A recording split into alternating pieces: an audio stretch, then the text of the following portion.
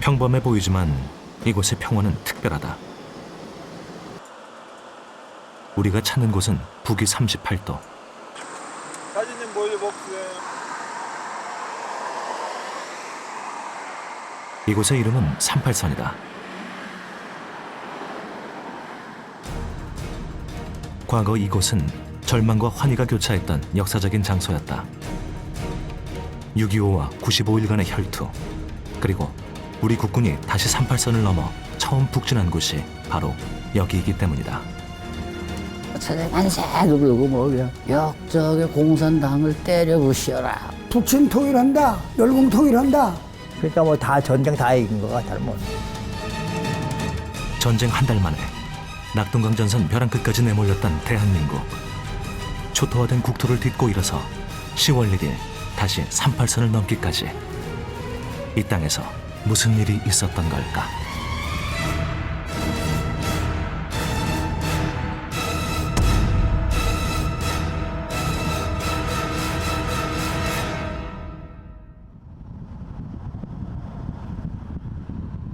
강원도 태백에서 발원해 경상 남북도를 아우르는 영남지방의 대동맥 낙동강.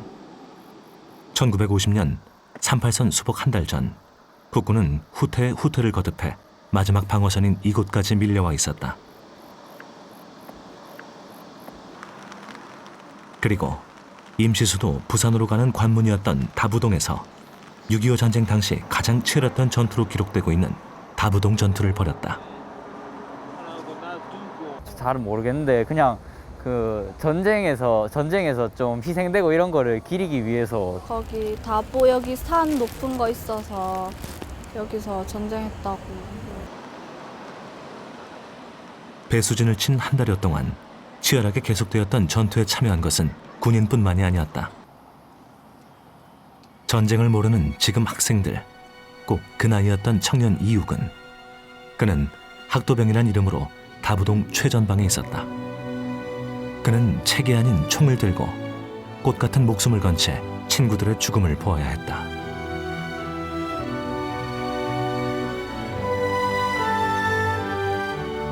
이욱은 뿐만이 아니었다. 제2, 제3의 수많은 이욱은들이 군번 없는 학도병을 자원해 전장으로 향했다. 지난 한 달 동안 북한은 마지막 관문을 뚫기 위해 공세를 퍼부었다.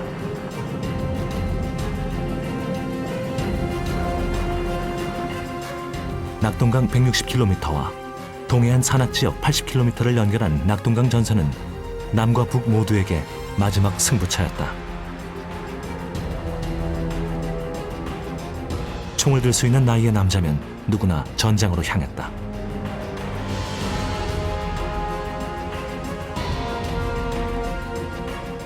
밀고 밀리기를 수차례, 조국의 운명이 달린 혈전이었다.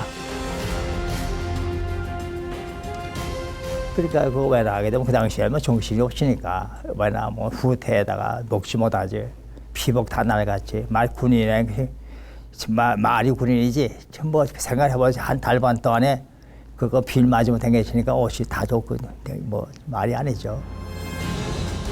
외관에서 마산까지 낙동강의 서부 전선은 미군이 맡았다. 미8군 사령관이었던 워커 중장은 더 이상 물러설 곳이 없다는 사실을 누구보다 잘 알았다. 하지만 전선은 녹록지 않았다. 북한은 38선을 넘은 병력 10만 명 중 7만 명을 낙동강 전투에 투입했다. 전력 투구였다. 9월 초 북한군은 대구, 마산, 부산으로 향하는 길목인 영천을 총공격한다.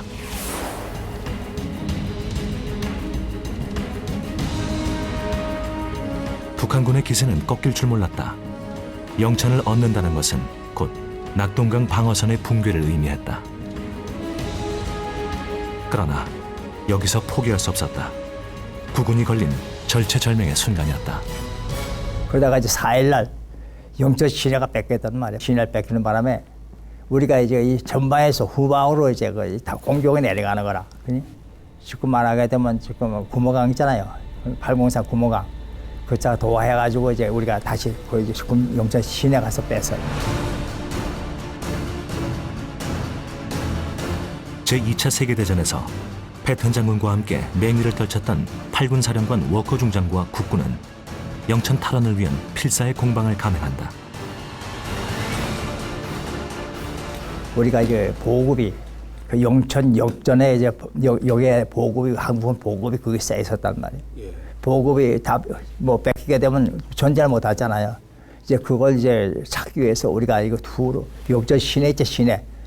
그러니까 여기에 가서 역부터 이제 보급부터 이제 우리가 먼저 확보해가지고 이제 그 전투를 시작한 거죠.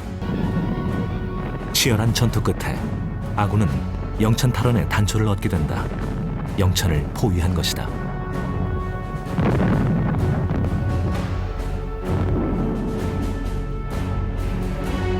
퇴로를 차단당한 적은 큰 타격을 입었다. 대부분의 패잔병은 포위망을 뚫고 달아나지 못해 포로가 되었다. 포로의 대부분은 농사를 짓다 끌려온 어린 소년병들이었다. 아군은 이들을 통해 중요한 정보를 입수한다. 배밭 인민군 저 15사단이거든 15사단. 그 배밭이 저 사령부가 어디인지 몰랐는데 인민군 배밭 안에 그 영천 배밭 안에 거기에 그 인민군 사령부가 거기 있었다고. 영천 지역 주력 부대 사령부의 위치를 알아낸 것이다. 아군은 이 정보를 바탕으로 기습 공격을 감행하고 이 승리로 수많은 무기와 포로 200여 명, 사살 3,700여 명의 전과를 올렸다. 사실상 최초의 대승이었다. 하지만 이것으로 판세를 뒤집기란 쉽지 않았다. 전쟁이 계속될수록 미 수뇌부의 고민도 깊어졌다. 이제 낙동강 전선에서는 그 대한민국이 가장 2급한 이제 그런 상황이었고, 왜냐하면 이제 거기서 조금만 이제 밀려나오면 이제 바다밖에 없고, 바다에 다 이제 그 빠져 죽을 수밖에 없는, 그렇게 되면 이제 대한민국이 사라지는 그런 이제 상황이었단 말이죠. 그 유엔의 입장에서는 이제 좀 생각을 이제 달리했던 거죠. 이제 그것은 이거 안 되겠다. 이게 이제 낙동강이 무너지면은 한국의 주요 요인들, 그다음에 군 일부를 해외로 이렇게 해서 망명 정부를 이제 수립해야 되겠다는 것을 검토를 했어요. 망명 정부 수립은 실행되지 않았다. 하지만 이 방안은 한국 정부로서는 있어서도 안 되고 있을 수도 없는 것이었다. 그것은 이제 워커 미 8군 사령관이 당시 이제 육군 이제 참모총장이었던 정일근 장군한테 이제 기뜸을 해주는 거죠. 그래서 정일근 장군이 그것을 이승만 대통령에게 이제 보고를 하고, 그래서 이승만 대통령이 이제 노발도발해서 너는 물러나라. 우리는 끝까지 싸우겠다. 낙동강 전선의 대치 상황은 한 달이 넘도록 계속되었다. 동족 상잔의 비극. 이 모든 일의 시작은 38선이었다.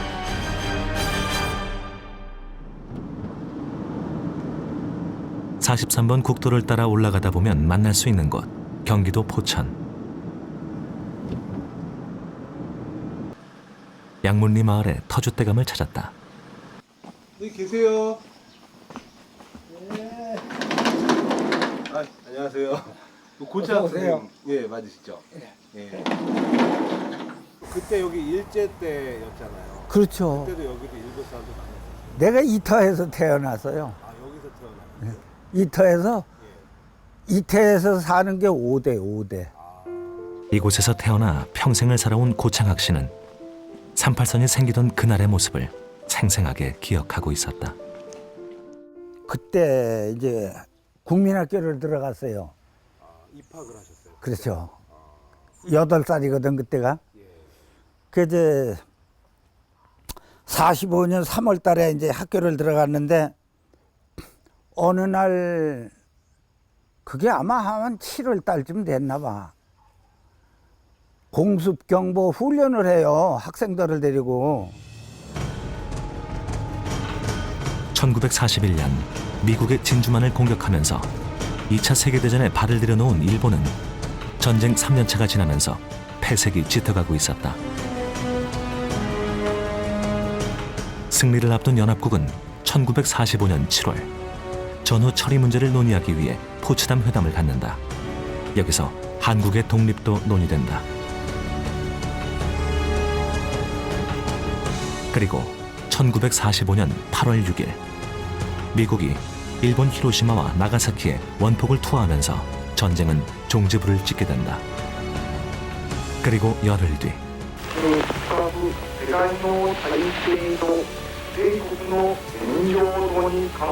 일본 천황은 무조건적인 항복을 천명한다.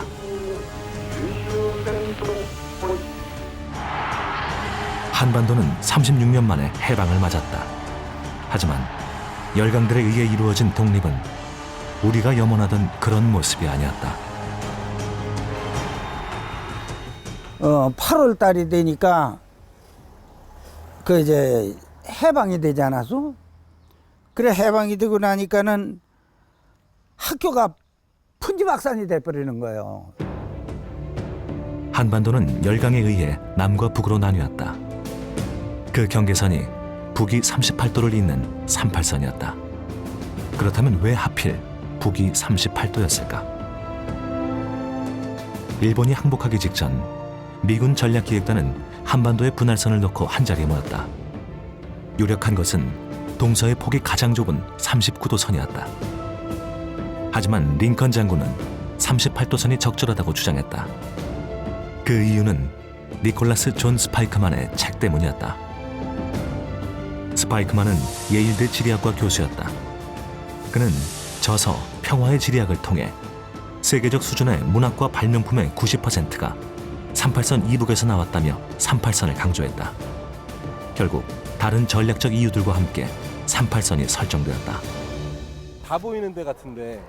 그 지금 처음에 이제 소련군이 나와가지고 감시 초소가 지금 저쪽에 보이는 저 그 길 요쪽 이렇게 조금 난 자리 그 둔댕이 위에 거기다가 집을 짓고 있었고 지금 저기 지금 모욕탕인데 예, 요 까만 그 밑에가 그 길이에요. 저리 올라가는 길. 요렇게. 예. 예. 그 길로 해서 이 논 끄트말이 38선 허리에 얹혀 있었던 고창학 씨의 고향 포천 양문리 마을은 전승국들의 일방적인 결정으로 그어진 38선 때문에 마을이 두동강 났다. 그 여기다가 그 이렇게 팻말을 해서 여기다 이렇게 꽂아놨더라고. 한 여기쯤에 이렇게 해서 팻말로 그렇죠. 박아놓고 38 그렇지. 하고 한문으로 선 그렇지. 응. 여기다 박아놓고. 그렇지. 38선은 땅만 가른 것이 아니었다.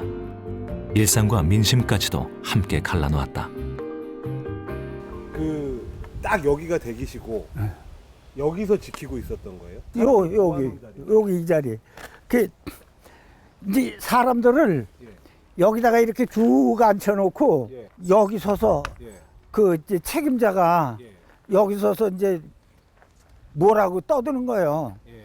그러니까는 우리 아버지 친구가 저쪽 뒤에 앉았다가 요 조그만 돌멩이를 집어서 톡톡 던지면서 눈짓을 이렇게 한 거예요. 이렇게 도망가라고. 그러니까는 여기서 똥 누러 가는 척하고 지금 여기 오막살이 집이 그 변속관 문이 예. 문으로 들어가는 척하고 거기서 저기 지금 저 산 밑으로 내뛰어가지고 저놈으로 도망을 가버렸지. 그래가지고 1년을 살았지. 처가댁에 가셨어요? 그렇죠. 그 1년을 살다가 들어왔더니 그래도 잡아가더라고. 38선 북쪽에 집이 있던 고 씨의 아버지는 동네 지주라는 이유만으로 철원 노동당사에 수감되었다. 38선의 분위기는 갈수록 더욱 험악해졌다. 나는 이 38도선 근무를 했어요. 38선이라고 그 38선이 그저 있죠. 춘천에서 이 화천 오금류로 넘어가는 배우령 그 정상이 38선이었었어요. 1950년 6월 춘천. 농번기였지만 38선 이북에는 이상한 기류가 흐르기 시작했다. 그 전에는 이제 뭐 그런 일이 없었는데 그 이제 자동차가 밤에 많이 다니고 징후가 딸리 나온 이런 걸 많이 상부에 보고를 하고 이런. 그 시기에 북한은 군 전력의 대부분을 38선으로 집중 배치하고 전쟁 준비를 마치고 있었다. 나하고 내 형벌 되느니 하고 그날 이제 6월 24일 날 저녁이니까 멍석을 깔고 이제 둘이 놀다가 보니까는 비가 와요. 그 비가 오길래 이제 멍석을 걷어 말아다 두고서 이제 우린 집으로 들어왔는데 6월 25일 날 그물 쓰고 있는데 어느 때가 됐는지 천둥 치는 소리가 나. 갑작스런 폭소리에 포성이 나는데 북한의 남침이 시작됐다.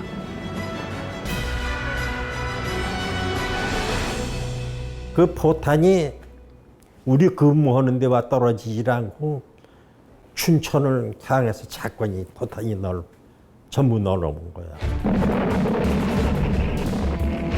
포탄은 38선 경계를 넘어 남쪽의 춘천 시내를 향하고 있었다. 그리고 춘천에는 이 북과 남을 통하는 다리가 하나밖에 없었어.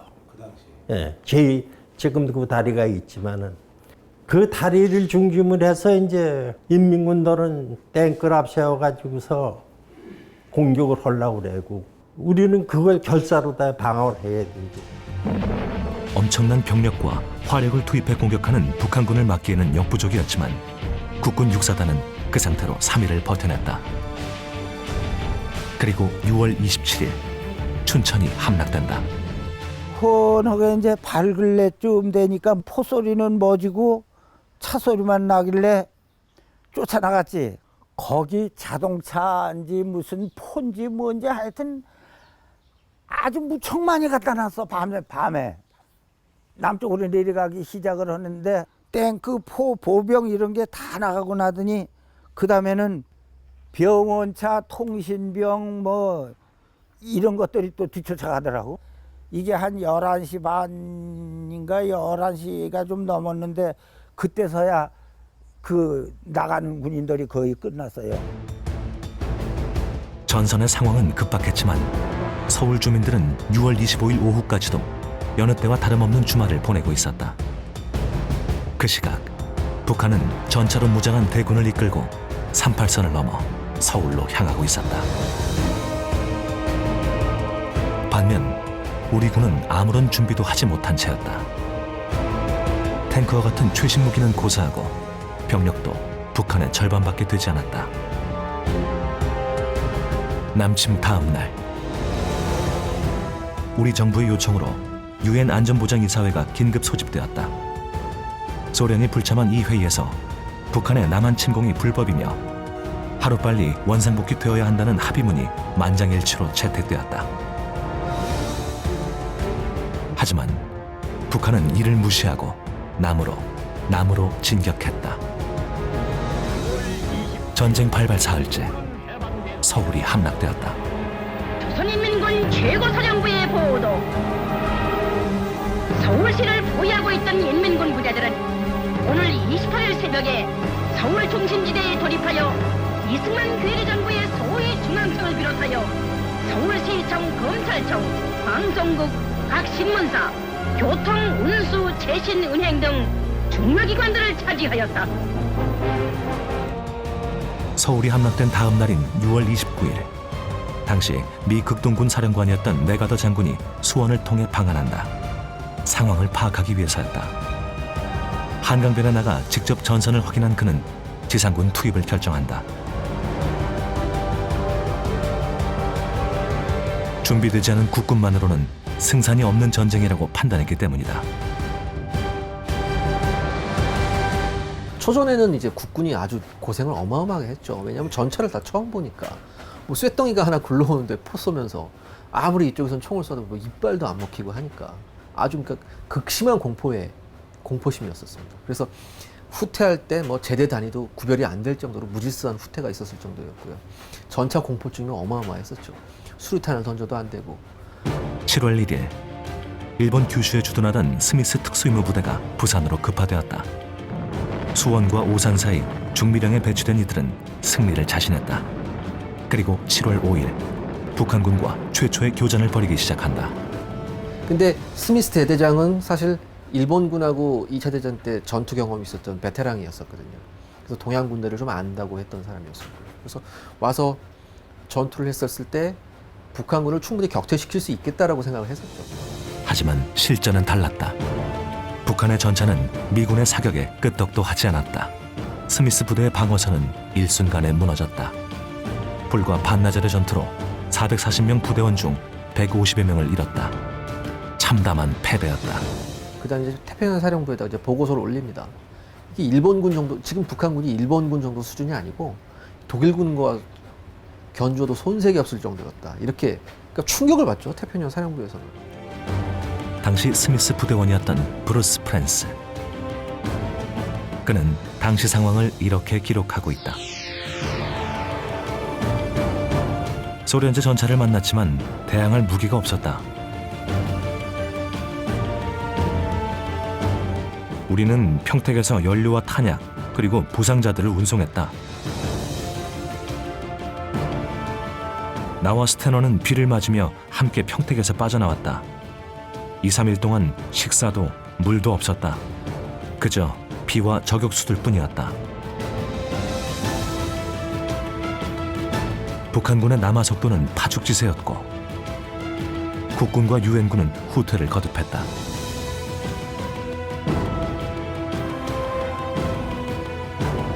(6월 25일) 38선을 넘어 남침한 북한은 7월 20일 대전을 손에 넣은 뒤 국군을 낙동강 방어선까지 밀어붙였다.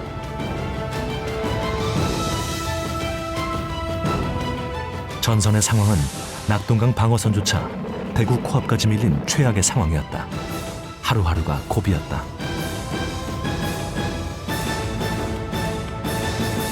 이상은 이전 갈 수가 없다. 그때 그 워카 장군이 스탠드 오어 다이. 너 여기서 저항할래? 그렇지 않으면 너 죽을래? 이건 우리 한국군한테만 얘기하는 거 아니고 미군 사단에 갈 때마다 얘기하는 겁니다. 그렇습니다. 그래가지고 그랬는데 우리도 뭐 이전 갈 데가 없다. 이전 우리가 가족도 다 서울에 버리고 왔는데 이제 이상 우리가 갈 데가 어디 있느냐. 이전 바다밖에 없다. 특히 다부동 지역의 전투는 제1사단에서만 매일 700여 명의 군인이 목숨을 잃는 혈전이었다. 인민군들이 그때는 그 6년 종대로 9시만 되면 지나가 9시만 되면 계속 건너갔어요. 건너가서 이자선은 총을 갖다 놓고 그때는 실탄을 뭐 한 줄 두 줄도 아니고 막 박수를 갖다 놓고 그렇게 갖다 쏘대도 그놈들이 건너와서 인민군 4개 사단하고 싸우는 통에 사단 병력이 고치에 올라왔었습니다. 유엔 순정 기념비 앞인데 그때 저희들이 그 겁이 나서 전부 다 후퇴를 했어요. 총 까꾸를 밀고 다 내려왔는데 백 장군님께서 집차로 연락이 와서 오셔가지고 전부 다 앉으라고 그러시더라고요. 우리가 갈 데가 어디 있느냐? 죽어도 여기서 같이 죽자. 내가 앞장 쓸 테니까 너희들이 내가 후퇴하면 쏴도 말하는데 그 대신 너희들이 후퇴하면 내가 쏘겠다 이래가지고. 특단의 조치가 필요한 상황이었다. 이를 위해 미군 수뇌부가 한자리에 모였다. 이 자리에서 처음으로 상륙작전이 언급되었다. 여기에는 젊은 로우니 중령도 있었다. General MacArthur wanted to break out of that perimeter. We didn't have enough forces to do it originally, and we had to look for some more forces. So one of the ideas was to have the Marine Corps recruit World War II veterans who had been in the Marine Corps to come back in and serve in the Marine Corps. 당시 미 해병은 2차 세계대전이 끝난 뒤 모두 전역한 상태였다. 메가더 장군은 이들을 다시 규합해 상륙작전을 감행하는 것이 최선의 방법이라고 생각했다. 문제는 상륙 위치였다. And three of us who were planning staff were asked to give three different reports to John MacArthur. One of the planners, one of my colleagues, said we should attack right at the front line with the North Koreans.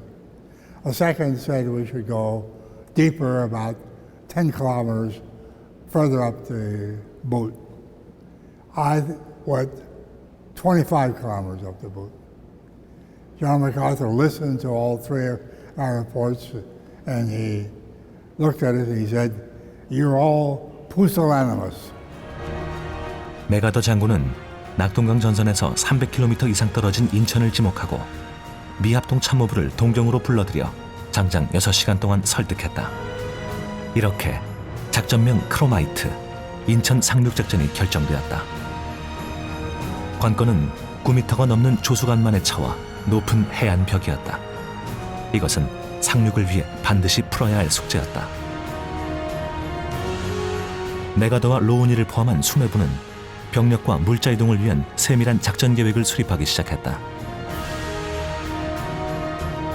밑그림은 송도, 월미도, 월미도 후면 만석동 등 세 곳으로 상륙하는 입체 작전이었다. D-Day를 앞두고 교란을 위한 대대적인 폭격이 시작되었다.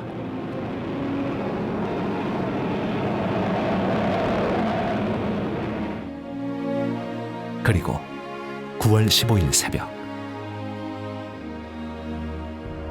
8개국 261척의 선단이 월미도 앞바다에 집결했다.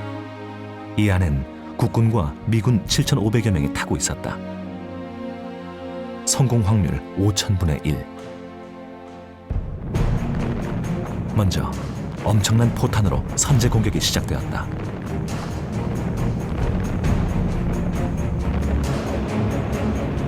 월미도가 불바다가 되었다. 상륙 명령과 함께 미 제5해병연대 제3대대 상륙단의 선두 공격대가 인천 수로에 진입하기 시작했다. 해안으로 향하는 상륙정에는 사다리가 함께 실려 있었다. 9m 높이의 벽을 오르기 위해 로우니가 극비리에 일본의 주문 제작한 3단짜리 알루미늄 사다리였다. 이 사다리 덕분에 인천 상륙은 수월하게 진행될 수 있었다. 결국 월미도는 3시간 만에 아군의 수중에 들어왔다.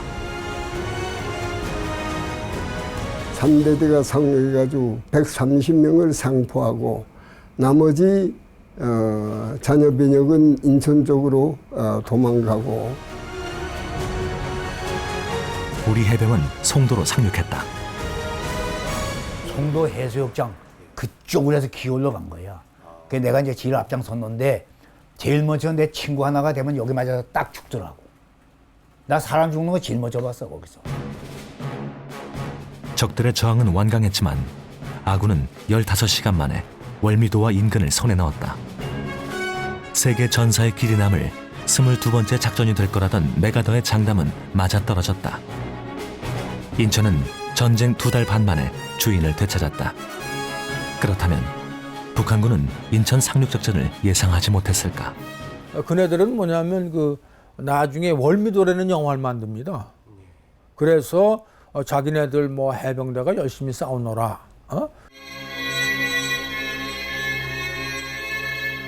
불멸의 섬 월미도.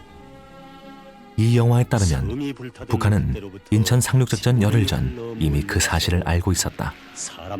하지만 지원 병력을 보내기 어려웠던 김일성은 병력 대신 인천 해안을 지키던 130명 병력에게 인천 해안사수를 명령한다.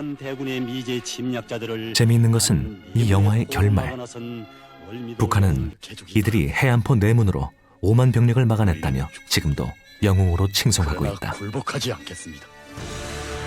상륙은 성공했지만 진짜 복병은 인천 내 시가전이었다. 시가전은 지금까지의 산악전이나 개활지전과는 전혀 다른 전투였다. 상황 시찰에 나섰던 메가더 장군도 이곳에서 죽을 위기를 넘긴다. 미 해병대 도그 코지 상병의 목격담이다. 메가더 장군이 시내 상황을 점검할 때였다. 메가더 장군이 떠난 직후 통역사가 길 옆을 향해 소리를 질렀다. 그러자 참호에서 무장한 북한군 7명이 손을 든 채 나오는 것이었다. 만약 이들이 그 자리에서 수류탄이라도 던졌더라면 정말 아찔했다. 상당수는 민간인 복장을 하고 9월 15일 밤에 이제 도망가게 되는 것이고, 일부는 이제 그 뭔가 이 북성고지라고 해서 지금 어디냐면 제물포고등학교 뒤쪽 산 그 일대에 방어 진지를 만들고 서로 시가전을 벌이게 되는 거예요. 시내는 초토화되었다. 잔당들의 저항은 거셌고 퇴각하는 와중에 대학살까지 저질렀다. 9월 15일 날 7시 반쯤인데 그때 무슨 일이 벌어지냐면 인천경찰서가 있었어요. 근데 거기에는 누가 그 당시에 갇혀져 있었냐 하면 목사, 공무원, 그 다음에 징집을 안 나갔던, 인민군 징용에 안 나갔던 그 젊은이들, 뭐 이런 사람들이 주로 거기 갇혀 있는 거예요. 105명이 갇혀 있었는데 유엔군이 상륙을 하니까 오후가 되니까 이제 도망가야 될 거 아닙니까? 수감자들한테 머리를 벽으로 향해서 세 줄로 앉아 해놓고 무작위로 쏴버리는 게 간방에다 대고 학살을 한 겁니다. 인천을 접수한 아군은 이 여세를 몰아 서울로 향했다. 월미도와 송도, 인천 시내까지 장악한 한미 해병대는 영종도에서 도하와 부천, 부평을 지나 서울로 향했다. 그 마지막 관문이 백사고지였다. 9월 17일 서울로 진군을 시작한 10군단은 지금의 소사역 부근에서 적의 거센 저항과 맞닥뜨린다. 전투는 예상보다 치열했다. 미 해병대 루이스 풀러 대령은 당시를 이렇게 전한다. 인천 상륙작전 이후 열흘 동안 우리 부대의 사상자 수는 전체 63%에 이르렀다. 북괴군은 정말 대단한 싸움꾼들이었다. 지금 서울에는 북괴군들이 속속 집결하고 있다. 이 병력들은 인천에서와 같은 예비 부대가 아니라 정규 주력 부대다. 또한 미 해병대 리 버지 중사는 소사읍 탈환 전투 직후 이렇게 말했다. 내 수통이 떨어져 나가고 야삽자루가 부러진 것을 저녁이 되어서야 확인했다. 우리는 이곳 123 고지를 파편고지라고 부르기로 했다. 그리고 도착한 곳이 지금의 서울 연희동이다. 연희동 언덕에는 비석이 하나 세워져 있다. 인천 상륙작전 직후 서울로 향하던 해병대가 이곳에서 벌인 연희고지 전투를 기리는 것이다. 그 조선인민군 서울수비사령부 그 하고 또 시장 박헌영이가 나 시장이라는 건 거기서 알았어. 박헌영이가 그 공산당 당수 아니요. 근데 그게 서울시장이더라고. 김일수가 서울시장으로 임명했어. 그 시장이니까 이건 또 책임이 있으니까 그 사령관하고 있으면서 완강을 한 거지. 연희고지는 서울 중심부로 향하는 마지막 관문이었다. 적군은 뺏길 수 없었고 아군은 빼앗아야만 하는 양보 없는 싸움이었다. 백병전이 마지막 승리요. 아무 소용이 없어. 땡꾸고 비행기고 소용이 없어요. 왜 그러냐? 사람이 가가지고 인민군 적을 죽이든지 도망을 해서 그 땅을 차지하는 것이 승리요. 연희고지 전투에는 한국 해병대가 투입되었다. 우리 군이 서울 수복의 첫 주인공이 되도록 하기 위한 손원일 제독의 제안이었다. 국민들도 좀 굉장히 한국군에 대한 그 활동사항을 마음적으로 기대할지도 모른다. 그러니까 한번 이런 전쟁 한번 시키자. 강 북쪽에서 전투가 계속되는 동안 강 남쪽, 지금의 양화교 인근에서는 도하작전과 부교 설치가 진행되었다. 하루빨리 서울을 수복하고자 하는 메가더 장군의 특별 지시였다. Another thing was that General MacArthur was very anxious to get back into Seoul and recover Seoul. And we had started building that bridge even before Seoul was captured or recaptured. It's very difficult to build a bridge when the enemy shooting at you. 유속이 빠른 한강에 부교를 설치하는 일은 만만치 않았다. 설치 도중에 부교가 떠내려가기도 했다. 하지만 메가더는 고집을 꺾지 않았다. The Han, of course, as you know, is a tidal river and has a very strong current. So it's difficult to put a pontoon bridge in where you not only have to put anchors on one side, but then when the tide reverses, you have to put anchors to hold the boats in from the other side.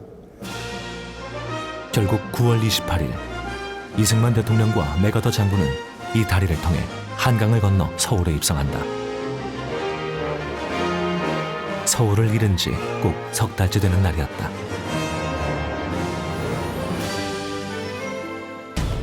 서울을 되찾은 그때 낙동강 전선 상황은 어떻게 달라졌을까? 인천 상륙작전 직후 낙동강 전선에서도 반격이 시작되었다. 12연대가 일개 대대가 저 산인가 가고 이쪽으로 나왔거든요. 그래서 일거이 이쪽에 김일성 20만 대군이 여기에서 뚫리기 시작합니다. 인민군은 지금까지 공격하던 인민군이 여기서 완전히 패망하고 패주하는 인민군으로 바꾸고 방어하던 우리는 다시 여기서 반격해서 올라가는 편향을 해서 올라가는 국군으로 바뀌었습니다. 그리고 그 즈음 경기도 포천 고창학시의 마을 역시 술렁이고 있었다. 전쟁 3개월이 지난 어느 날 아침 이놈의 집에 사람도 없어! 그러면 소리를 지르면서 문을 확 여는데 보니까는 인민군이 집안에 가득 들어찼어. 그 이틀이 지나고 사흘째 되던 날 아침에 그 소죽 아궁에다가 이제 불을 떼고 있는데 대문간에서 인민군 하나가 보초를 쓰는데 너 엄마 좀 일로 오시라고 그럴 수 없니? 그래. 그래서 왜요? 그러니까는 이래. 이틀 동안 고창학시 집에서 머물던 인민군 중 한 명이 고 씨의 어머니에게 충격적인 소식을 전한다. 우리가 오늘 저녁에 떠나는데 밥을 한 5일치 한꺼번에 해가지고 이웃에 아무것도 모르고 식구들만 알게 숨어서 나오지를 말고 있다가 국방군들이 올라오거든 국방부인들이 오거든 쫓아나가면서 손을 들고 흔들면서 만세를 불러야지 피란을 가란다고 따라 나가면 가다가 죽는다고. 아군의 진격에 북한군은 맥없이 퇴각했다. 소련제 전차를 앞세워 물밀듯이 내려오던 기세는 어디에도 없었다. 절대적 위력을 자랑하던 그 많던 전차는 어디로 갔을까? 북한은 전차를 수송수단에 의존하지 않고 자력으로 갔었어요. 근데 그 과정에서 많은 북한군 전차들이 정비불량으로 퍼져버려요. 근데 북한군 내부의 문제가 뭐였냐면 전차가 고장이 나면 이걸 회수해서 수리 이런 게 없었어요. 그러면서 상당수의 많은 전차들이 자폭이 돼요. 그래서 퍼져버리고 그 다음에 미군의 공군 전력이 본격적으로 투입이 됩니다. 근데 당시 북한군은 야전 방공망이라는 게 거의 없었거든요. 그러니까 미군 공공기가 나타나자 속수무책으로 당하는 겁니다. 이때부터는 북한군 전차 전력은 제로. 38선에 얽힌 특별한 사연이 있는 또 다른 마을. 강원도 양양의 잔교리 마을은 38 평화마을로 불린다. 마을 입구에는 평화의 종이라 불리는 조금 이상한 모양의 종이 있다. 이 쇠막대가 38선이 그어져 남북으로 나뉘었던 당시 마을 사람들의 비상벨 역할을 했던 것이다. 마을 주민들에게 38선은 지금도 깊은 상처이자 희망이다. 저 안에 해방촌인가 이렇고 이쪽에는 희망을 바라본다고 해서 희망촌이고 그때는 농사 질 때만 여기 이제 들어왔다가 나가고 이랬죠. 이 개울을 사이에 두고 남북으로 갈렸던 마을 사람들은 낮에는 이곳 논에서 일을 하고 밤이 되면 다시 남쪽 거주지로 내려가는 생활을 5년 동안 해야 했다. 인천 상륙작전이 성공한 뒤 역공을 펼쳐 서울까지 수복한 아군은 그러나 38선을 앞에 두고 진군을 멈춰섰다. 미국이 허락하지 않았기 때문이다. 38선 진군은 유엔의 승인이 필요한 사안이었다. MacArthur felt that the only way we could go defeat the Chinese was to North Korean and Chinese was to bomb in north of the Yellow River, and the other parts of the government said we should be content to stay along the 38th parallel, the line of division, because if we bombed into China, it would begin the beginning of World War III. 하지만 이승만 대통령의 생각은 달랐다. 지금이 기회였다. 이 대통령은 국군에게 독자적으로 38선을 돌파하라고 명령한다. 그리고 는 10월 1일 오전 11시 45분 태극 10월 1일 국군은 단독으로 38선을 넘어 진군했다. 우리 국군이 분단 5년여 만에 38선을 넘는 역사적인 순간이었다. 3사단 23연대 전투상복 기록을 보면 10월 1일 오전 11시 38선을 넘었다고 적혀있다. 철문은 저 전주 있잖아요. 전주. 저게 조금 들어와서 이렇게 만들어진 것 같는데 기억은요. 근데 이제 군인들은 여기서 이제 들어가고 걸어서. 설문에 다른 밑으로 이렇게. 그때 선생님도 같이 우리도 조그마니까 만세 부르고 좋다고 막 뛰댕기고 이랬죠. 분위기는 어땠어요? 예. 아, 분위기가 그때야 이거 저 이북 정치 받다가 아군이 들어오니까 아주 좋다고 뭐.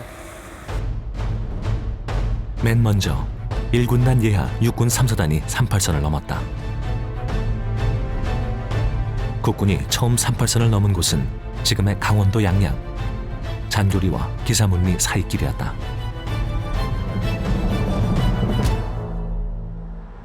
기사문리 주민들은 누구보다 국군의 38선 돌파를 반겼다. 어느 날 갑자기 그어진 38선 때문에 마을이 갈기갈기 찢겼기 때문이다. 북한군과 국군 사이에서 이러지도 저러지도 못한 채 당했던 주민들은 국군이 왔는데도 인공기와 태극기를 양손에 들고 거리에 나올 정도로 혼란스러웠다.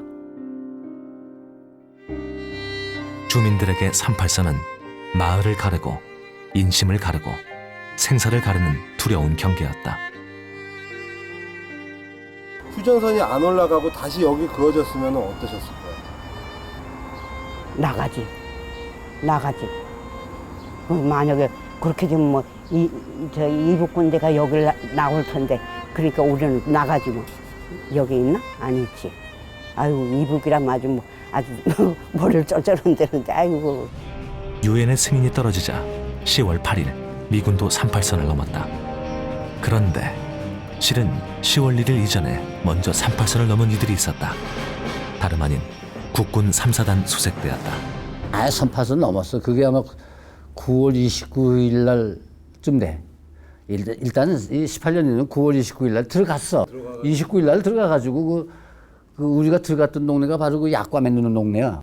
나는 38선 돌파한다는 그거보다도 적정 살피러 가는 거니까 양양시내 들어간 거지. 그 대날이 하여간 10월 1일이야. 미군까지 38선을 넘으면서 본격적인 전진이 시작되었다.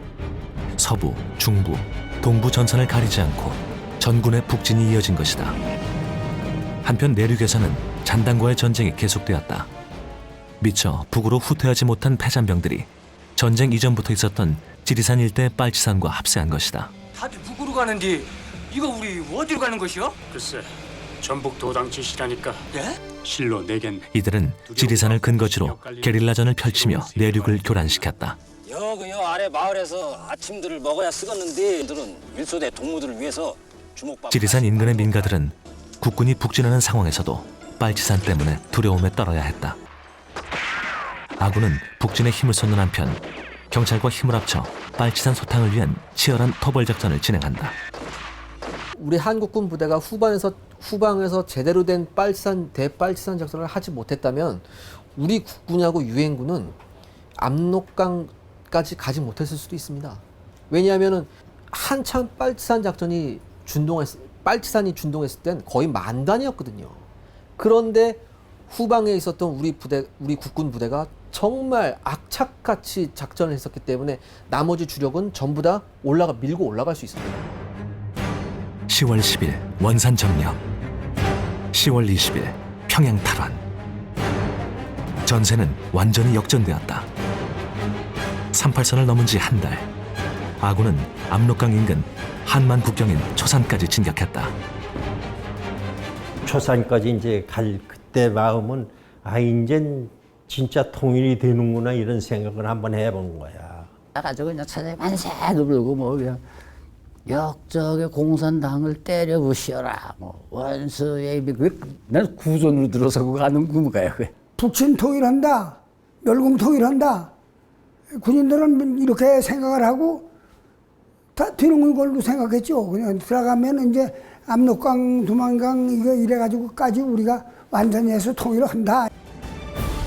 하나된 한반도가 눈앞에 펼쳐지던 감격의 순간이었다.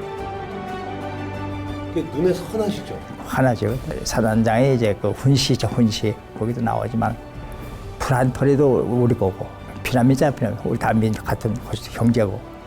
뭐 그러니까 물건을 탐내지 말라는 거죠. 절대 밥도 남이 그 줄이기 전에 뺏어 먹지 마라. 북진하는 국군만큼이나 그들을 맞는 국민들도 희망에 가득 차 있었다. 우리 국군이 최초로 북한 땅에 첫 발을 디뎠다는 그런 이제 의미가 있고, 그걸로 인해서 우리가 북진 통일의 첫 거보, 커다란 걸음을 띄었다는데 의미가 이제 있는 거죠, 당시로는. 하지만 전쟁은 거기서 끝나지 않았다. 중공군의 참전으로 역전에 역전을 거듭한 전쟁은 3년여를 더 끌고서야 당사국인 한국이 빠진 채 종전이 아닌 정전협정에 서명했다. 그리고 이번에는 휴전선이 남과 북을 나누었다.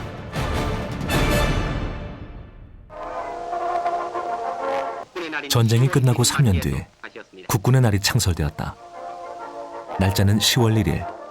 국군이 독자적으로 38선을 넘었던 바로 그날이다. 준비되지 못한 채 맞은 전쟁의 참혹함과 그때 이루지 못한 통일이라는 과제를 잊지 않기 위해서다.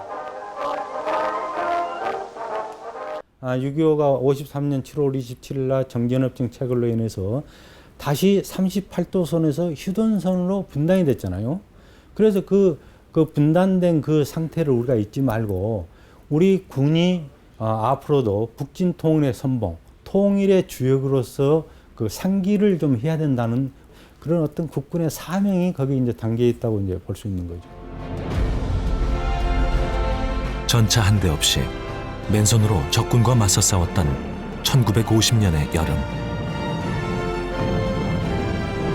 위기의 순간에도, 영광의 순간에도 그 선봉에는 우리 국군이 있었다.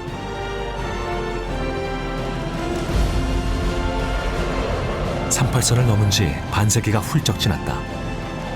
이제 대한민국 국군은 당당한 모습으로 우리의 영토와 영해, 영공을 지키고 있다. 전쟁을 위해서가 아닌 평화를 위해서다.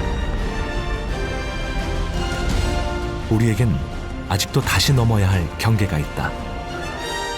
그날에도 선봉에는 우리 국군이 있을 것이다. 평생 소원이 무엇이더냐. 우리 손주 손목 잡고 금강산 구경일세. 꽃 피어 만발하고 활짝 개인